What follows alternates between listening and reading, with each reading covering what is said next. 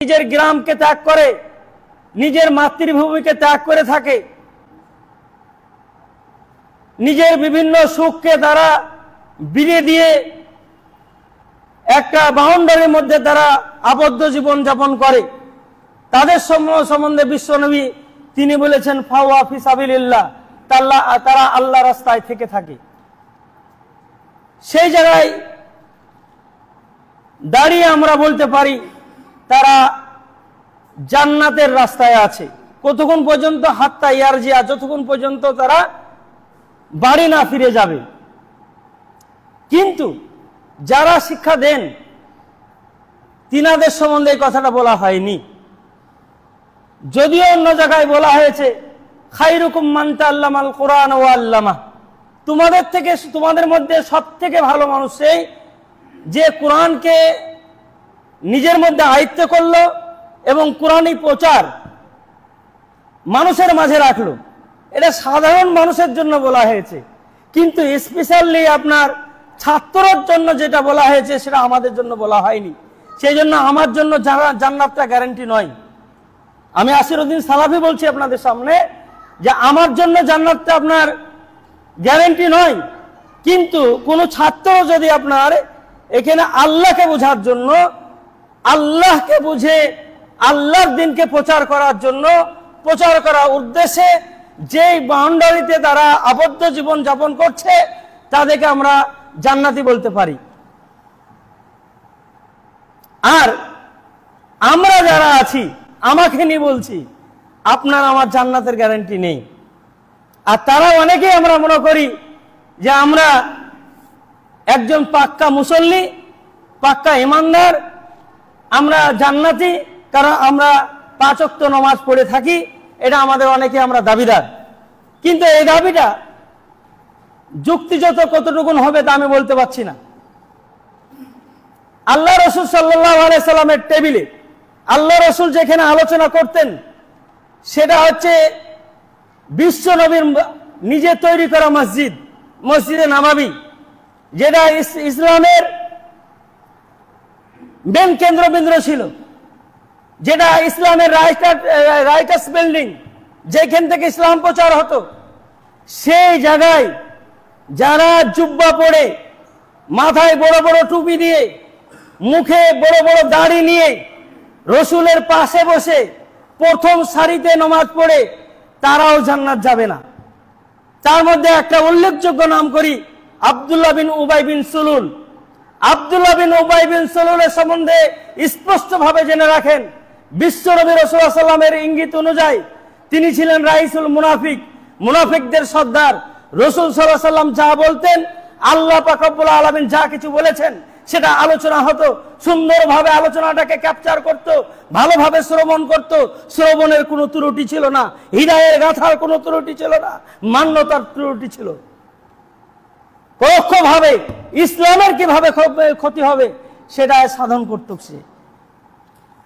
তাদের সম্বন্ধে বলা হয়েছে, মহান আল্লাহ পাক রব্বুল আলামিন স্পষ্ট ভাষায় তিনি বলেছেন, ওয়ামিনান নাসি মান ইয়াকুলু আমান্না বিল্লাহ।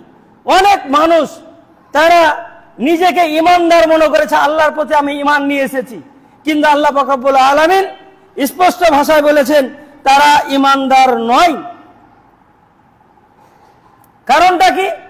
কারণ একটাই, তারা মসজিদে নববী শ্রেষ্ঠতম মসজিদ, যেই মসজিদ ইসলামের কেন্দ্রবিন্দু ছিল, সেই মসজিদে নামাজ পড়ার পরে জাহান্নাম যেতে হয়েছে। আজও বলছি, যারা আমরা মুসল্লি 5 ওয়াক্তের নামাজ পড়ি, যিনারা 5 ওয়াক্তের নামাজ পড়েন না তিনাদেরকে আমি মুসলিম বলে আমি বলতে পারবো না, কারণ রসুল এই কাঠটায় দাঁড়িয়ে তিনাদেরকে মুসলিম বলেননি, আমারও মুসলিম বলার অধিকার নেই। রাসূল সাল্লাল্লাহু আলাইহি ওয়াসাল্লাম ডাইরেক্ট বলেছেন, মান তারাকা সালাতা মুতাম্মাদান ফাকাদ কাফারা। 1 ওয়াক্তের নামাজ তো দূরের কথা, একটা সিজদা যদি কেউ ছেড়ে থাকেন তাকে বিশ্বনবী তাকে মুসলিম বলেননি। আমার মুসলিম বলা আপনাকে দরকার নেই, কিন্তু যারা মুসলিম বলে দাবি করেন তিনাদের জন্য আমি বলছি, আপনি মুসলিম কিনা নিজের বিবেকে আপনি আগে নাড়া দিবেন আলোচনা শুনে, তারপর আপনি মুসলিম দাবি করবেন। আমি তো মনে করি এইটাই, যে আপনি কেন একাই মুসলিম দাবি করবেন?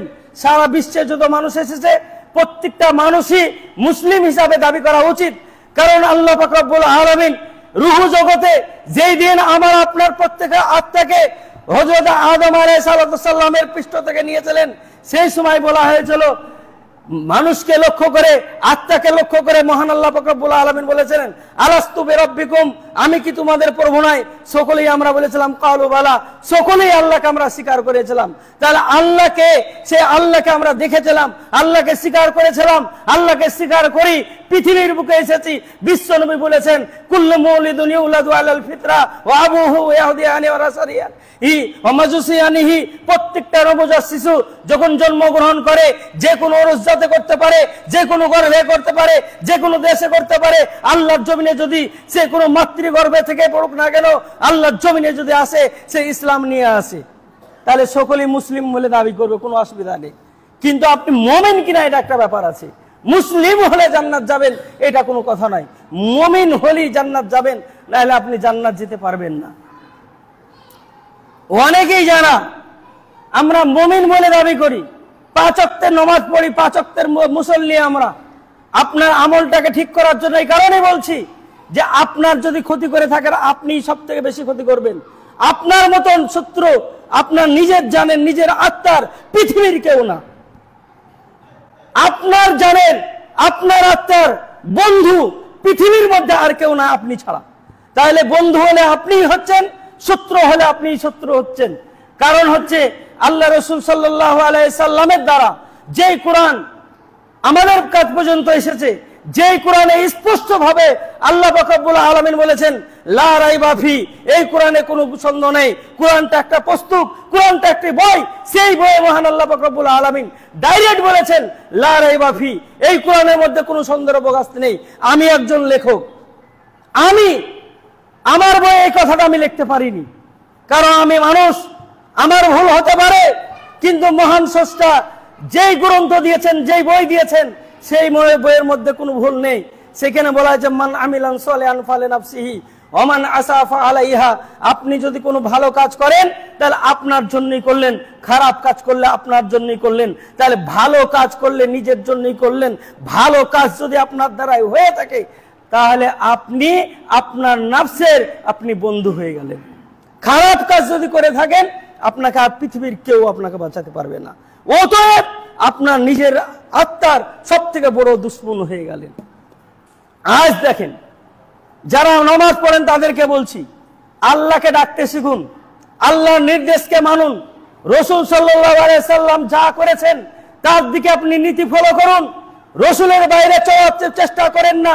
রাসূল সাল্লাল্লাহু আলাইহি সাল্লাম সম্বন্ধে স্পষ্ট ভাবে বলা হয়েছে লাকাদ কানা লাকুম ফি রাসূলিল্লাহি উসওয়াতুন হাসানা, নিশ্চয় তোমাদের চলার মডেল, চলার পথ রাসূলের পথ। রাসূল যা করেছেন, যা বলেছেন, যেভাবে নির্দেশ করেছেন, সেইভাবেই তোমাকে চলতে হবে। আমি এই কথা কেন বললাম? হাসান বিন সাবিত নাম শুনেছেন মনে হয়, একজন সাহাবী গান গাইছেন মসজিদে নববীতে, শের গাইছেন মসজিদে নববীতে, গজল পড়ছেন মসজিদে নববীতে। এর মানে কোনোদিন আলাদা নয়, মানে ভিন্ন নয়।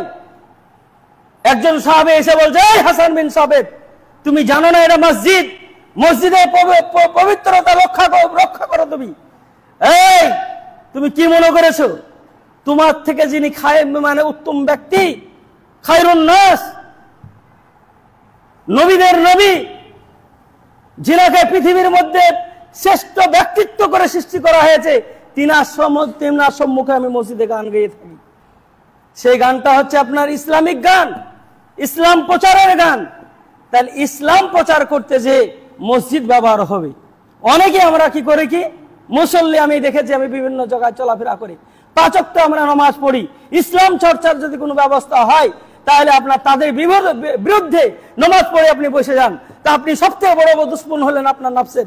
কারণ কোরআন বলা হয়েছে ওয়াইলুল কুল্লি হুমাযাতিল লুমাযা, যারা নামাজ পড়ার পরে পরনিন্দা করে বেড়ান, তাদের জন্য আল্লাহ পাক রব্বুল আলামিন এক ভয়াবহ আযাব তৈরি করে রেখেছেন। আপনি তো জানেনই না যে ইসলাম কি জিনিস। ঠুকতে হয়, ঠুকে গেছেন। মানুষ মানে নামাজ পড়ে দেখা দেখে আপনি নামাজ পড়েছেন। আরবের লোকের কথা বলছি, যে সময় রাসূল সাল্লাল্লাহু আলাইহি সাল্লামের আগমন হয়, রাসূল সাল্লাল্লাহু আলাইহি সাল্লাম যখন ইসলাম প্রচার করেছিলেন, সেই সময়কার কথা বলছি।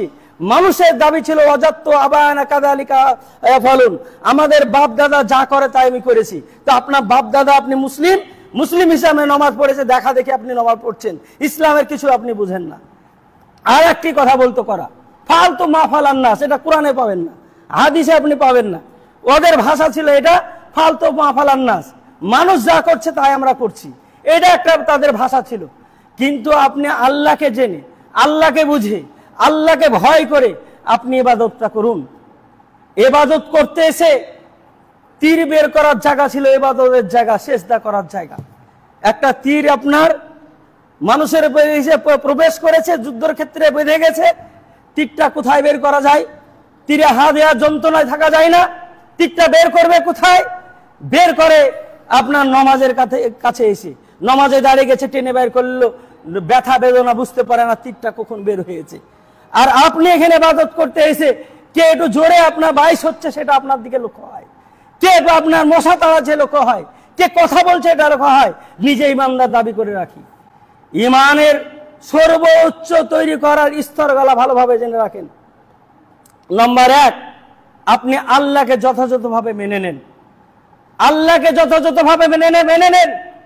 ইসলামের বিধান অনেক কিছু আছে, তার মধ্যে সব থেকে বড় বিধান হচ্ছে আল্লাহকে যথাযথভাবে মেনে নেওয়া। একজন সাহাবী আল্লাহ রসুল সাল্লাল্লাহু আলাইহি সাল্লামের কাছে আসলেন, আসার পরে বলছেন, ইন্না সারাইআল ইসলামে কাসুরাত, ইসলামের বিধান অনেক বড় হয়ে গেছে, ওর ফেরেশতি অনেক বড়।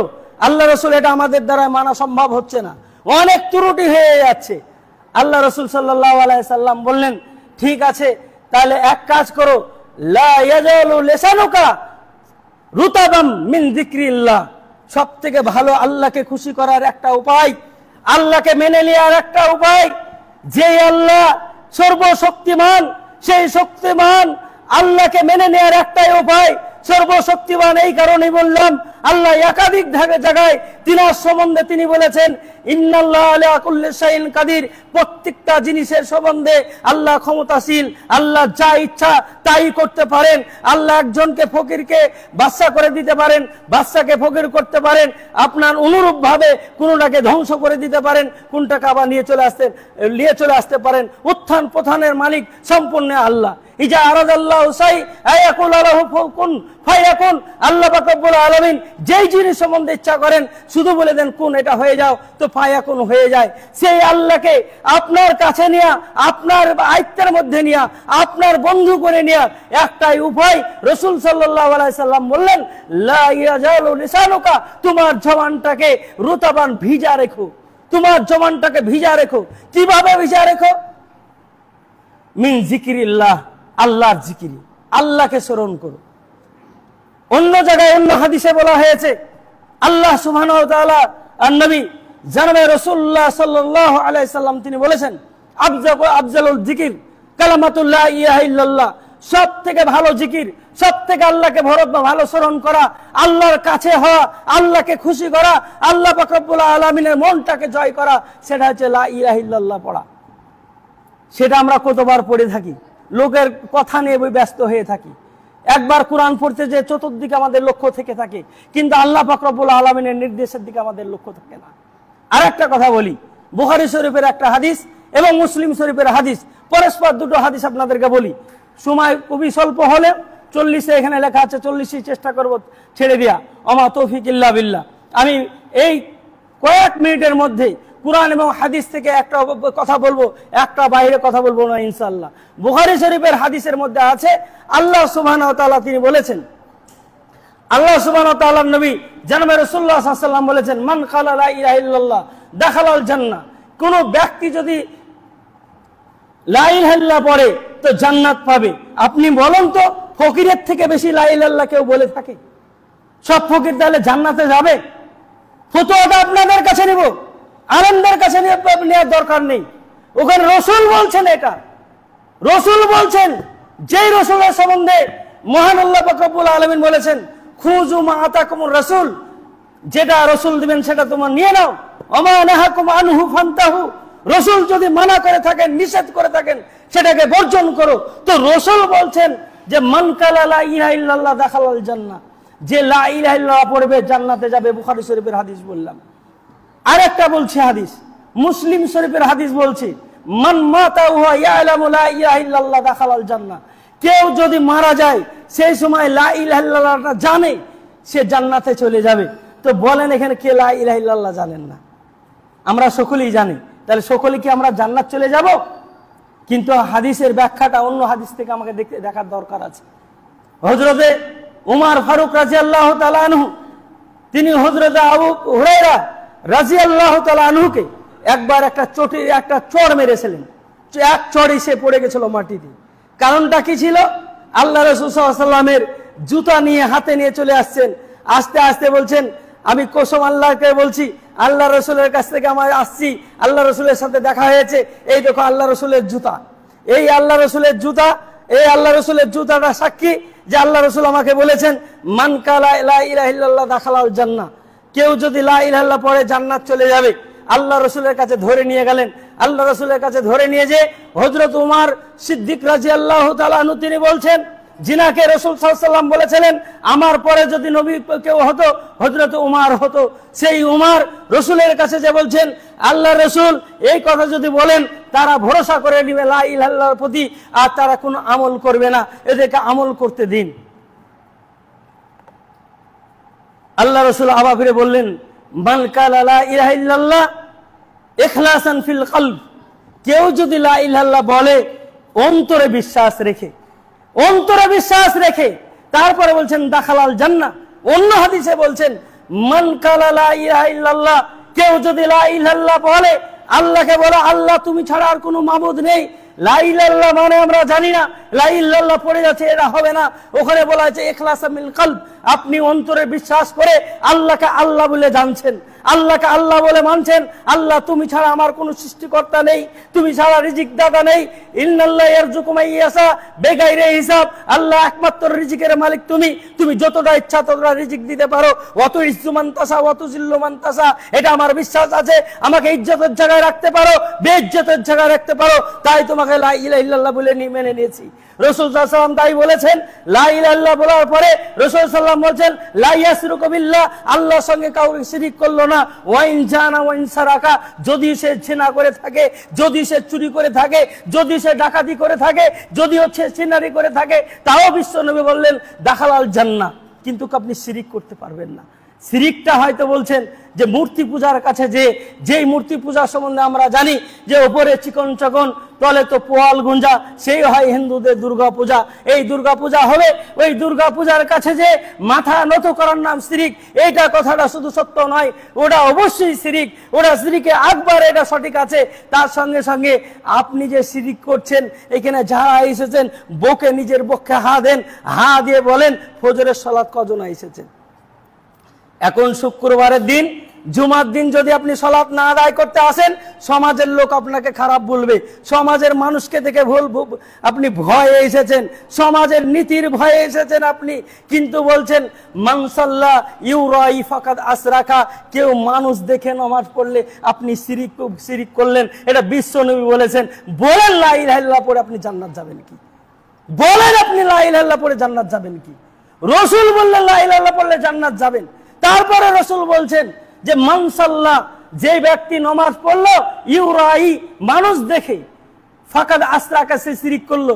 ওখানে লা ইলাহা ইল্লাল্লাহ যখন হযরত উমর কাছ থেকে বাধা আসলো, রাসূল সাল্লাল্লাহু আলাইহি কয়েকটা শর্ত লাগালেন। এক নাম্বার বললেন ইখলাসুল কলব, তার অন্তরে যেন ইখলাস থাকে, আল্লাহর প্রতি ভয় থাকে, আল্লাহর প্রতি বিশ্বাস থাকে। আল্লাহ আমার ইজ্জতের মালিক, বেইজ্জতের মালিক, আল্লাহ আমার সৃষ্টিকর্তা, তিনি হায়াতের মালিক, তিনি মউতের মালিক, তিনি আমাদের সর্বশেষ। এটা আপনি মানবেন, এটা আপনার বিশ্বাস থাকতে হবে। তারপরে বলছে লা ইশরিকু বিল্লাহ, আল্লাহর সাথে আপনি শিরিক করবেন না। তো শিরিক তো এখনই করেই আপনি নামাজটা পড়ছেন, তা আপনি কিভাবে জান্নাত যাবেন? আপনাকে বলা হয়নি ওয়াইলুল লিকুল্লি মুসাল্লিন, আপনার ওয়াইল জাহান্নাম কার জন্য? মুসল্লির জন্য। ফাইলুল লিল মুসাল্লিন, ওটা আমার একটু মিস্টেক হলো, ফাইলুল লিল মুসাল্লিন, আপনার মুসল্লির জন্য আপনার ওয়াইল জাহান্নাম। এই কারণে যে আপনি মানুষ দেখে আপনি নামাজটা পড়বেন। তাই আপনি বলেন আল্লাহর ভয়ে নির্জন আল্লাহকে স্বীকার করে আপনি কদিন আপনি চোখের পানি ফেলেছেন। স্পেশাল কোটায় জান্নাত নিয়ে যাওয়া হবে, যারা লা ইলাহা ইল্লাল্লাহ পড়ে, আল্লাহ স্মরণ করে, আল্লাহকে আল্লাহ বলে মানেন। বিশ্বনবী রাসূলুল্লাহ সাল্লাল্লাহু আলাইহি সাল্লাম তিনি হাদিস বর্ণনা করেছেন, আল্লাহ রাসূলের যে আপনার মসজিদে নববী ছিল, আল্লাহ রাসূলের যে মাদ্রাসা ছিল ওটাও মসজিদে নববী ছিল। সেই নববীর ছাত্র আপনার আবু হুরায়রা তিনি হাদিসটি বর্ণনা করছেন। হাদিসটি লম্বা হাদিস, এটা জুমার টাইম, লম্বা হাদিস আমার বলার সময় নাই। ওখানে আল্লাহ রাসূল বলেছেন, সাবাতুন ইউজিল্লুহুমুল্লাহু ফি জিল্লিহি, 7 জনকে আল্লাহ পাক রব্বুল আলামিন আরশে আজিমের ছায়ার তলে জায়গা দিবেন, জায়গা দিয়ে স্পেশাল কোটায় জান্নাত নিয়ে চলে যাবেন। তার মধ্যে একজনের কথা বলি, তার মধ্যে একজনের কথা বলা হয়েছে। আল্লাহ রাসূল সাল্লাল্লাহু আলাইহি সাল্লাম বলেছেন, ওয়ারাজুলুন যাকারাল্লাহু খালিয়ান ফাফাজাত আইনুহু, একজন ব্যক্তি সে নির্জনতা অবলম্বন করবে আল্লাহর ভয়ে। আপনি নির্জন জায়গায় আপনি আসবেন, মসজিদের একটা কিনারায় আসবেন আর আল্লাহকে স্মরণ করবেন, আল্লাহকে আল্লাহ বলে মানবেন, আল্লাহকে আপনি আল্লাহ বলে মানবেন, আল্লাহকে ডাকবেন, আল্লাহকে আপনার জীবনের সব জায়গায় ভিড়ে দিবেন, বলে আল্লাহ এটা তুমি আমার মালিক, এটাও তুমি আমার মালিক, এটাও তোমার মালিক বলবেন। বলা পরে ফাফাজাত আইনুহু, কজন আমরা করে থাকি, কজন আমরা করে থাকি? এটা আপনার নিজের বিবেকে আপনার যে দংশন করে না, আমরা নিজেকে ভাবি না, নিজেকে বাঁচাবার চেষ্টা করুন। অন্যকে বাঁচাবার আগে আল্লাহ রাসূল সাল্লাল্লাহু আলাইহি সাল্লামের নির্দেশকে দেখুন। আল্লাহ রাসূল সাল্লাল্লাহু আলাইহি সাল্লামকে স্পেশাল ভাবে জানিয়ে দেওয়া হয়েছে, পবিত্র কোরআন তার সাক্ষী দেয়, কু আনফুসুকুম ওয়া আহলিকুম নারা, তুমি নিজেকে বাঁচো, আগে নিজে জাহান্নাম থেকে বাঁচেন, তারপর আত্মীয় স্বজনকে বাঁচান। অনেক সময় হয় নিজের ছেলে আপনার পাক্কা বেনামাজি, তার হাড়ি আপনি ভিন্ন করতে পারেন না, হাড়ি ভিড় করলে আপনাকে রশির তলে আপনাকে দিবে, দিয়ে আপনাকে লটকে দিবে, না তো হেসের তলে দিয়ে দিবে, দিয়ে আপনাকে কচু কাটা করে দিবে, সেই ভয়ে আপনি তাকে কিছু বলতে পারেন না। আর আপনি এসে ও কার ছেলে নামাজ পড়লো না সেটা আপনি দেখলেন, কিন্তু রসুলের থিওরি অনুযায়ী, আল্লাহর থিওরি অনুযায়ী আল্লাহ আপনাকে বলছে, কু আনফুসুকুম, তুমি নিজে আগে বাঁচো, তুমি নিজে বাঁচবে, তারপরে তোমার বাপের নাম হবে, তারপর বলছো আহলিকুম নারা, তারপরে তুমি তোমার আহলকে বাঁচাও। এক সময় আল্লাহ রাসূল সাল্লাল্লাহু আলাইহি সাল্লাম একটা পাহাড়ে উঠলেন, আরবের মানে বিপদে পড়লে পারে বিপদ সংকেত একটা ছিল, ইয়া সাবাহা ইয়া সাবাহা। বিশ্ব নবী জানাবে রাসূলুল্লাহ সাল্লাম ইয়া সাবাহা ইয়া সাবাহা বলে চিল্লালেন, আরবের সব মানুষ চলে এলেন। চলে আসার পরে রাসূল সাল্লাল্লাহু আলাইহি সাল্লাম সর্বপ্রথম বলছেন হযরতে ফাতেমাকে, সে তো মহিলা মানুষ, পুরুষদেরকে আগে বুঝাতে বলা হয়েছে, পুরুষের আন্ডারে হচ্ছে মহিলা। কিন্তু আল্লাহ রাসূল ওখানে অনেক আত্মীয় ছিলেন, নিজের চাচা ছিলেন, চাচাকেও বললেন না, হযরত ফাতেমাকে বললেন, হে ফাতেমা, কিছু যদি চাওয়ার দরকার থাকে তোমার বাপের কাছ থেকে এখনই চেয়ে নাও, আখিরাতে তোমাকে বাঁচাবার মালিক এই হযরত মুহাম্মদ নয়, যেহেতু তিনি বিশ্ব নবী, তিনার সুপারিশে আমরা জান্নাত এবং জাহান্নাম আমাদের খুলবে, যিনার সুপারিশে আমরা জান্নাতে যাব, যিনি জান্নাতের কপাটটা খুলবেন, তিনি বলছেন হয়েছে ওয়ানজির আসিরাতাকা, তুমি জাহান্নাম থেকে ভয় দেখাও। তো তিনি সর্বপ্রথম অন্য জনতাকে আমভাবে বললেন না, আগে ফাতেমাকে বলছেন, ফাতেমা তোমাকে আমি জাহান্নাম থেকে ভয় দেখাচ্ছি। যে ফাতেমাকে রাসূলুল্লাহ সাল্লাল্লাহু আলাইহি ওয়াসাল্লাম অন্য জায়গায় পার্সোনাল ভাবে বলেছেন, হে ফাতেমা, তুমি জান্নাতি রমণীদের তুমি সর্দারনি, তুমি জান্নাতে যাবে, তুমি জান্নাতে যাবে, সমস্ত জান্নাতি মহিলাদের তুমি সর্দারনি হবে। তাকেই রাসূলুল্লাহ সাল্লাল্লাহু আলাইহি ওয়াসাল্লাম জনতার সম্মুখে বলছেন যে, ফাতেমা তুমি নিজেকে জাহান্নাম থেকে বাঁচাও। আমরা কদিন বলেছি নিজের সন্তানদেরকে, পরের জন্য তো আঙুল তুলছি, পরের জন্য আঙুল তুললে পারে কাজে লাগবে না। দলিলটা সূরাতুস সাফে বলেছে, লিমা তাকুলু মা লা তাফালুন কাবুরা মাকতান ইনদাল্লাহি আন তাকুলু মা লা তাফালুন। তোমাদের কেন তোমরা ওই কথা বলো যে কথা নিজে আমল করো না, এরা কাবুরা, তুমি নিজে করবে না, অপরকে তুমি বলবে। অপরকে বলার অধিকার তখনই দেওয়া হয়েছে বাল্লুকা আননি ওয়ালা ওয়ায়া, একটা আয়াত রাসূল বলেছেন, একটা খবর পৌঁছানো অন্যকে বলবে, এটা ঠিক আছে। কিতমানে ইলম, ইলমকে ছুপানো আপনার অধিকার নেই, আপনি বলবেন ঠিক আছে, কিন্তু বলেন আগে নিজের আত্মাকে, নিজের আত্মাকে আগে সংশোধন করি আমরা। নিজের আত্মাকে সংশোধন করলে পারে আপনার অটোমেটিক সমাজ সংশোধন হয়ে যাবে। কেমন ভাবে হবে আমি বলে দিই। এক নম্বর, আমার নিজের আত্মাকে যদি আমি সংশোধন করি, অনুরূপ ভাবে আপনারা প্রত্যেকের নিজের আত্মাকে সংশোধন করুন। নিজের আত্মাকে সংশোধন করার পরে দাওয়াতি কাজটা নিজের পরিবারকে করি, নিজের পরিবারকে যদি প্রত্যেকেই করি তাহলে অন্য পরিবারের দিকে আঙুল তোলার দরকার হবে না। আপনার পরিবারের দিকে আমি আঙুল তুলবো না, আমার পরিবারের দিকে আপনি আঙুল তুলবেন না, অটোমেটিক ইসলাম প্রচার হয়ে যাবে। তাই ভাইজান বলি আমি, সব থেকে ভালো কথা হচ্ছে এটাই যে আপনি আল্লাহর বান্দা, দুনিয়াতে এসেছেন আল্লাহকে স্মরণ করার জন্য, আল্লাহর ইবাদত করার জন্য। শেষ পর্যায়ে বলি, আল্লাহ বলছেন ওমা খালাকতুল জিন্না ওয়াল ইনসা ইল্লা লিয়াবুদুন। মহান আল্লাহ, মহান স্রষ্টা, মহান প্রভু মানুষকে পাঠালছেন এবং জিন জাতিকে পাঠালছেন। জিনের সঙ্গে আমাদের কোনো সম্পর্ক এখন নেই। জিনরাও যেমন আপনার ইবাদত করে রসুলের নির্দেশ অনুযায়ী, আমরাও রসুলের নির্দেশ অনুযায়ী আমরা ই করি, মেরে থাকি।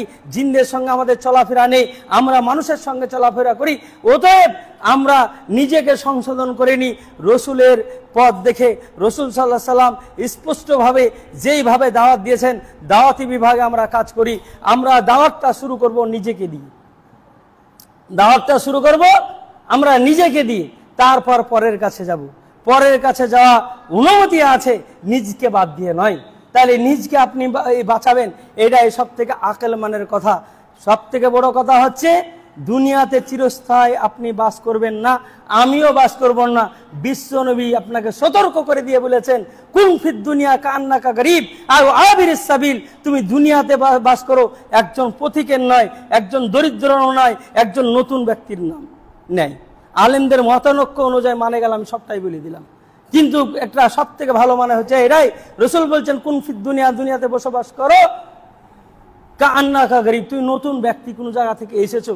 আর আবির সাবিল, তুমি রাস্তা পথিক, তুমি চলতে আছো।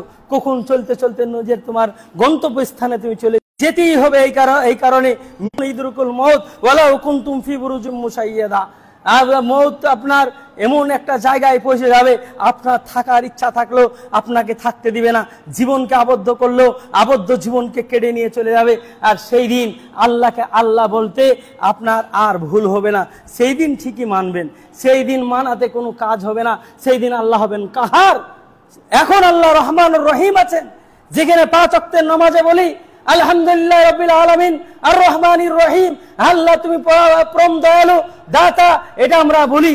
কিন্তু আল্লাহ পাক রব্বুল আলামিন সেই তার পরে আমরা একটা কথা বলি, এই মালিক কিয়ামুদ্দিন, কিয়ামত দিবসের মালিক। সেই জায়গায় আল্লাহ কিয়ামতের দিনে আল্লাহ যেই দিন দাড়ি রাখবেন, ইনসাফের দাড়ি রাখবেন, ওয়াজাল মাজানাল কিস, ইনসাফের দাড়ি রাখবেন, দাড়ি রেখে আল্লাহ পাক রব্বুল আলামিন নিজে বিচার করবেন। সেই দিন আল্লাহ বলছে আনা কাহার, আমি সব থেকে কাহার, আমি শক্ত, আমি কাউরির কথা শুনি না। আমি শুধু দেখবো কি কে কতটুকু না আমাকে পৃথিবীর বুকে মান্যতা দিয়েছে। ক্ষমা আপনার সেই দিন হবে, ঠিক আছে, ক্ষমা হওয়ার পর্যায়ে আপনাকে তৈরি করে যেতে হবে। মানুষকে আল্লাহ পাক রব্বুল আলামিন ভুল করবেন একটা দিক রেখেছেন আল্লাহ পাক রব্বুল আলামিন। এই ভুল থেকে আমরা বাঁচতে পারবো না। মানুষ মানেই হচ্ছে দোষে গুণে মানুষ হয়। গুণটা আপনার থাকবে, ঠিক আছে, দোষও থাকবে। দোষটাকে আল্লাহর কাছে স্বীকার করে আল্লাহকে যদি বলি আল্লাহ তোমার শিখা পথ অনুযায়ী তুমি তো বলেছো তুবুলিল্লাহি তাওবাতান নাসুহা, আল্লাহ তুমি তোবা করতে বলেছো, তোবা করেছে, আমার দ্বারাই এই পাপ হয়ে গেছে, এই অন্যায় হয়ে গেছে, তোমাকে মানা হয়নি। তুমি যে আমাদের স্রষ্টা ছিলে, তুমি যে আমাদের রিজিক দাতা ছিলে, তুমি আমাদের আহার দাতা ছিলে, তুমি স্রষ্টা ছিলে, স্রষ্টা হিসাবে তোমাকে মানা হয়নি। আল্লাহ এটা ভুল হয়ে গেছে, অন্যায় হয়ে গেছে, আল্লাহ তুমি ক্ষমা করে দাও। আল্লাহ ক্ষমা করবেন। আল্লাহ রহমান, তিনি রহম করবেন দুনিয়ায়। তিনি রহমান, তিনি রহম করবেন দুনিয়ায়। বুখারী শরীফের একটা হাদিস বলি, টাইম 2 মিনিট মনে হয়, এটাতে ঠিক আছে, আপনার চলেই গেল। শেষ হাদিসটা শুনেন।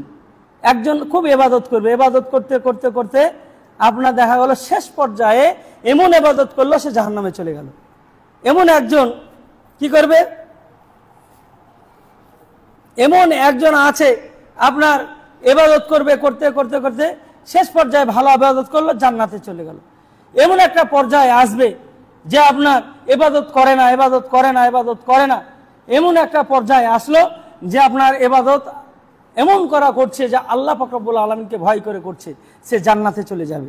তো আমরা অনেকেই হয়তো ইবাদত করিনি, এটা ঠিক।